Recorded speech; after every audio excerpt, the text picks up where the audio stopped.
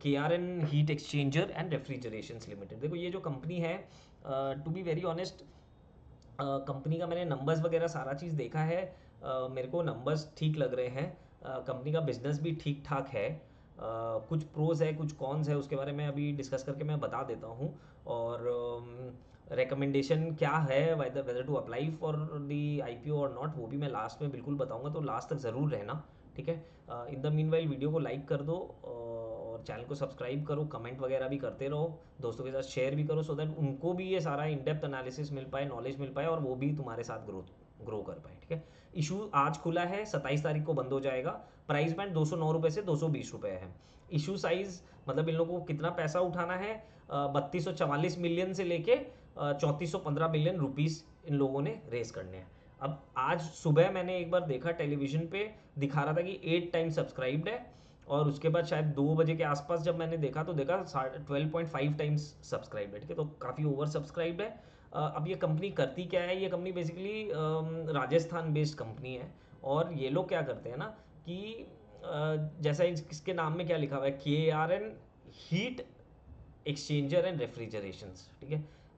In short ये लोग क्या करते हैं ना, ये लोग हीट एक्सचेंजर बनाते हैं। हीट एक्सचेंजर क्या होता है, अपने ऐसा एग्जांपल देता हूँ कि अपने समझ पाएंगे, कि जैसे जो अपने AC में जो कंडेंसर लगता है ना, उसमें एक हीट एक्सचेंजर लगता है। मतलब क्या होता है कि क्योंकि बाहर की हवा तो गर्म आ रही है, बट अंदर हवा, बाहर अंदर जो हवा जा रही है वो ठंडी जा रही है, तो वो उसको उसमें कॉइल लगती है, वो ये लोग बनाते हैं, ठीक है, कंडेंसर के अंदर। अब क्या होता है कि ये कंपनी क्या करती है कि ये इसका की प्रोडक्ट्स क्या क्या है, कंडेंसर कॉयल बनाती है, वैपोरेटर यूनिट बनाती है, फ्लूइड कॉयल बनाती है। देखो इसका मेन पैसा बनता है, एक तो जो HVAC जिसको बोलते हैं अपने, ठीक है ना, heating ventilation air conditioners, HVAC, उसके ऊपर इनका बहुत पैसा बनता है।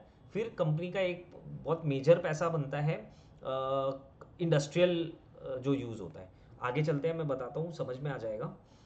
एक बार पहले रेवेन्यू देख लेते हैं, उसके बाद आगे उसके बारे में बात करें। देखो रेवेन्यू 22 फाइनेंशियल ईयर 22 में 1561 करोड़ था, 23 में 2475 करोड़ था, और 24 में 3083 करोड़ था। EBITDA 169 crore, 493 crore, 585 crore. EBITDA margin 11% था, 20% हुआ, फिर 19% हुआ। देखो फ्लक्चुएशन बहुत ज़्यादा है, I would not like to comment on this at this juncture. Profit PAT is was 106, 323, 391, right. PAT margin में अगर अपने आ जाते 7%, 13%, 13%, मतलब अचानक से लिस्टिंग के 2 साल पहले कंपनीज की पैट वगैरह डबल भी हो सकती है, ठीक है। नेटवर्थ देखा जाए तो 255, 596, 1316। रिटर्न ऑन नेटवर्थ इज 41%, 54%, और 24 में था 30%। प्रोडक्ट्स और रेवेन्यूज सेगमेंट, मतलब इसका सेगमेंटेशन क्या है, सिर्फ इस साल का ही बताऊंगा। ये प्रेजेंटेशन अपलोड हो जाएगी after the session is over, video upload कर दूंगा, आप लोग डिस्क्रिप्शन में लिंक दिया हुआ है, वहाँ से आप लोग डाउनलोड कर लेना इसको, ठीक है। प्रोडक्ट्स क्या क्या है, एवेपोरेटर कॉयल, उससे इसका रेवेन्यू आता है 37.5% के करीब। कंडेंसर कॉइल्स जो है, जो मैं बता रहा था AC वाला एग्जाम्पल, वो उसमें आता है आपका 55.24%। हेडर्स एंड कॉपर पार्ट्स जो आता है वो होता है 1.5%, और अदर्स इसका 5.7%। देखो इसमें मतलब मेजर दो चीज़ ये है, एक इवेपोरेटर कॉइल्स और एक कंडेंसर कॉइल्स। तो कंडेंसर कॉइल से मैं बता दिया, इवेपोरेटर कॉइल्स भी ये इंडस्ट्री का मतलब इंडस्ट्रियल यूज़ में ये चीज़ आता है। आगे जब जाऊंगा तब मैं बताऊंगा, बट ये समझो कि कंडेंसर में अपने को यूज़ होता है जो ACs और फ्रिजेज में होता है, एंड इवेपोरेटर कॉइल में ये मैक्सिमम यूज़ होता है, मतलब 80-90% के करीब इसमें, 90% से ज़्यादा इनफैक्ट इसमें ये दो प्रोडक्ट से ही इनका चल जाता है ना। What is the object of the, वो मैंने यहाँ पे डाला नहीं है, ऑब्जेक्ट ऑफ द इशू में कंपनी ने कहा है for acquiring wholly owned subsidiary, investing in wholly owned subsidiary, ठीक है। तो हम लोग ये प्रिजम्पशन ले लेते हैं यहाँ पे कि ये जो ये होली ओन्ड सब्सिडरी ये लोग जो बोल रहे हैं, ये उसमें ये लोग कुछ ना कुछ मैन्युफैक्चरिंग का एक्सपेंशन कर रहे हैं, ठीक है। If you come to revenue mix, domestic sales इसकी 85% है, एक्सपोर्ट सेल्स 15% है। पहले इसकी 90% इसकी थी डोमेस्टिक सेल्स, एंड 90% इसकी डोमेस्टिक सेल्स थी, एंड 10% इसकी एक्सपोर्ट सेल थी। तो अब जो है इसकी डोमेस्टिक सेल मतलब एक्सपोर्ट सेल्स इसकी काफ़ी ज़्यादा इंक्रीज हुई है, so which is a good sign for the company. अब इसका एक चीज़ है कि इसमें इसका जो मेजर जो सबसे बड़ा जो इसका कस्टमर है वो डाइकिन है। आगे जाके बात करते हैं। देखो टॉप 1 कस्टमर जो 1028 मिलियन का टर्नओवर देता है, मतलब 1/3 हो गया पूरा, 33%। ठीक है, तो इसके बारे में बिल्कुल लास्ट में भी अपने बात करेंगे जब अपने रिस्क के बारे में बात करेंगे। बट कस्टमर बेस जो है इसका top 1 customer which is Daikin, वो इनसे 33% इनका बिजनेस उसी के पास है। Top 5 customers 55%, top 10 customers 72%। मतलब इन लोग का डाइवर्सिफिकेशन बहुत ज़्यादा नहीं है, इन लोग का कॉन्सेंट्रेशन ज़्यादा है। आगे उसके बारे में बताऊंगा। कस्टमर्स टॉप 4 कस्टमर्स है, डाइकिन है, स्नाइडर इलेक्ट्रिक है, किर्लोस्कर है, ब्लू स्टार है। ठीक है, तो ये 4 इनके मेजर कस्टमर्स है। केमिकल इंडस्ट्री, यूजर इंडस्ट्रीज क्या क्या है? Chemical industry, oil and gas, power energy, HVAC. HVAC में जो बोल रहा था, heating, ventilation and air conditioners. ठीक है, तो केमिकल इंडस्ट्री में कैसे केमिकल्स का क्या होता है, केमिकल रिएक्शंस होते हैं ना बहुत बड़े बड़े, तो उसके कारण क्या होता है, बहुत हीट जनरेट होती है। अब हीट को ठंडा कैसे किया जाए, तो वो कॉपर और एल्यूमिनियम की उसमें कॉइल्स होती है, जो इवेपोरेटर कॉइल और ये वाली कॉइल्स भी होती है, वो इसमें जाती है, उसमें काम आता है। ऑयल एंड गैस में भी सिमिलर है, जब ऑयल की रिफाइनिंग होती है तो बॉइलिंग और वो सारी चीज़ें होती है, गैस के में वेपराइजेशन होता है, तो वो वाली जो चीज़ें हैं उसको कूल डाउन करने के लिए, क्योंकि बहुत हीट जनरेट होती है, उसको कूल डाउन करने के लिए जो प्रोडक्ट चाहिए होता है वो ये लोग देते हैं। पावर एनर्जी में भी सेम है, एंड एचवीएसी में मैंने आपको बता ही दिया था। इनकम स्टेटमेंट देखोगे तो रेवेन्यू है, एबिटा मार्जिन है, मैंने वहाँ पे समरी बता दिया था, ये प्रेजेंटेशन से बाकी आप लोग डिटेल देख लेना। नथिंग मतलब बहुत ज़्यादा कुछ एक्सक्लूसिव नहीं है। कैश फ्लो फ्रॉम ऑपरेशन देखें तो कम हुआ है ओवर द ईयर्स, 28 है इन 24। इन्वेस्टिंग एक्टिविटीज़ नेगेटिव हो रहा है, विच मीन्स आउटफ्लो कर रहे हैं ये लोग इन्वेस्टिंग में, इन्वेस्ट कर रहे हैं पैसा, फिनेंस करवा के इन्वेस्ट कर रहे हैं। ठीक है, तो दिस इज ठीक है। देन कैश बैलेंस इनका at the end was 103 million. Asset liabilities ये तुम लोग देख लेना, इसमें कुछ एक्सप्लेन करने लायक है नहीं। स्ट्रेंथ्स क्या क्या है, डाइकिन और इनके जो टॉप 5-10 कस्टमर्स है उनके साथ इनका बहुत लॉन्ग स्टैंडिंग रिलेशन है, अच्छा काम करते हैं उनके साथ। ठीक है, क्वालिटी कंट्रोल चेक्स है वो ये लोग बोल रहे हैं, तो we also have to accept that.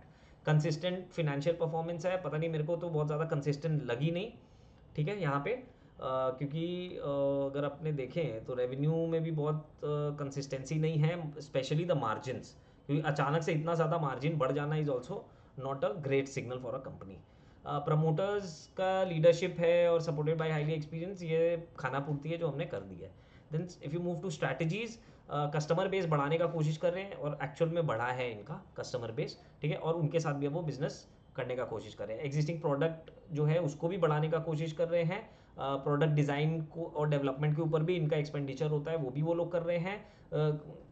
Export का मैंने जैसे आपको बताया कि ये बोल रहे हैं ग्लोबल फुटप्रिंट बढ़ा रहे हैं, बोलने का मतलब है कि ये लाइक क्या करते हैं, एक्सपोर्ट्स इनके बड़े हैं पहले से, जो 90:10 था वो 85:15 हुआ, which is a good sign, because total revenue भी बढ़ा है, तो इनका एक्सपोर्ट का फिगर बहुत अच्छे खासा ग्रोथ आया है इस पर।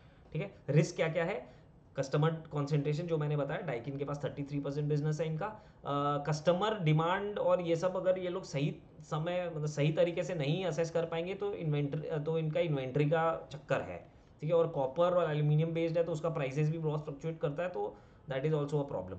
ठीक है, देन सप्लायर भी कॉन्सेंट्रेटेड है इनका, 57% इनका जो रॉ मटेरियल आता है वो 5 सप्लायर से आता है। ठीक है, और इन जिन कंट्रीज से आता है वो भी इनका कॉन्सेंट्रेटेड है, वियतनाम, चाइना, मलेशिया, थाईलैंड, ये सारी कंट्रीज से इनका रॉ मटेरियल्स आता है। ठीक है, और वो भी कॉन्सेंट्रेटेड है, मतलब ये अगर अगर से फॉर एग्जाम्पल अगर चाइना और वियतनाम, चाइना और कौन सी, ताइवान, चाइना और ताइवान में अगर कुछ वॉर सिचुएशन या कुछ हो जाता है तो इन लोग के ऊपर इम्पैक्ट पड़ने वाला है। ठीक है, की पॉइंट्स क्या क्या है, ग्रोथ पोजीशन, क्योंकि बिजनेस ऐसा है, एसी रिलेटेड बिजनेस है, मोस्टली अपने एक बार एसी को पकड़ते क्योंकि that is a major chunk, 55% से ज़्यादा। ठीक है, तो एच वी ए सी का इनका अच्छा है कॉन्ट्रीब्यूशन है, तो अगर अपने H V A C side में देखें तो इतना एयर कंडीशनर, इतना रेफ्रिजरेटर्स बिक रहा है, कंजम्पशन इतनी ज़्यादा बढ़ रही है कि ये इनका डिमांड रहेगा ही। ठीक है, मैन्युफैक्चरिंग कैपेसिटी तो इनका है ही, रेवेन्यू मैंने बता ही दिया कि रेवेन्यू बढ़ रहा है, ईयर ऑन ईयर इनका बढ़ता जा रहा है। Return on equity is 40 almost 41%, return on capital employed is 31%। ये थोड़ा सा अच्छा लगा मेरे को। Then customer retention strategy again वही है। एक्सपेंशन प्लान्स, ये लोग नॉर्थ अमेरिका, यूरोप और इनोवेशन फोकस में जाना चाह रहे हैं। आई पी मल्टीपल इनका 35x मिल रहा है इनको, ठीक है, and I am not happy with that. तो मेरे को ये लगता है कि you should not apply for this IPO. ये इस आईपीओ से आपको बहुत ज़्यादा कोई बेनिफिट नहीं मिलने वाला है। शायद अगर कुछ ऊपर खुल जाए तो ठीक है, नहीं तो you can not do anything about it, because इसमें मेरे लिए, मेरे हिसाब से this IPO is not a positive one. और लॉन्ग टर्म के लिए भी होल्ड, अगर लॉन्ग टर्म के लिए वैसे होल्ड करना है तो आप थोड़ा दिन देख लोगे तो आपको शायद अच्छे वैल्यूएशंस पे भी मिल जाए, बिकॉज 35 का P valuation for this kind of a company जो सिचुएशन है, this looks a little higher.